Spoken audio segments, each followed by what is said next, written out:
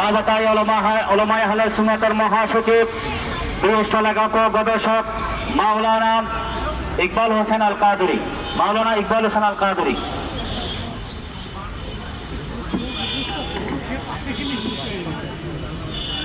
আসসালামু আলাইকুম ওয়া রাহমাতুল্লাহি ওয়া বারাকাতুহু। শহীদ রইসুদ্দিন হত্যার বিচারের দাবিতে আজকের আয়োজিত এই বিক্ষোভ সমাবেশ থেকে একটি কথা ঘোষণা করতে চাই। আমাদের মাননীয় স্বরাষ্ট্রমন্ত্রী তিনি সংসদে এসে বলেছিলেন যে এই দেশে আর মব সৃষ্টি হবে না।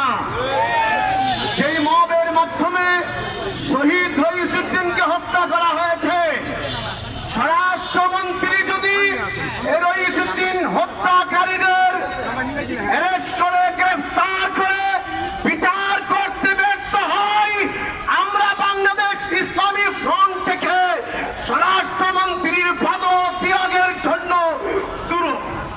দুর্বার আন্দোলন গড়ে তুলব। স্বরাষ্ট্রমন্ত্রী আপনাকে আজকে জানিয়ে দিতে চাই, আজকের দিনের মধ্যে প্রশাসনকে নির্দেশ দিয়ে যেই সমস্ত অপরাধীরা আজকে ঘুরে বেড়াচ্ছে, আজকের দিনের মধ্যে তাদেরকে গ্রেফতার করে বিচারের আওতায় আনতে হবে। না হলে এই দেশের জনগণ আপনাকে মসনদে বসতে দেবে না, আপনাকে স্বরাষ্ট্রমন্ত্রী হিসেবে দেখতে চাই না। আজকের এই প্রতিবাদ সমাবেশ থেকে এই দাবি জানাচ্ছি, অনতি বিলম্বে যেন শহীদ রইসুদ্দিনের বিচার ত্বরান্বিত হয়। ধন্যবাদ।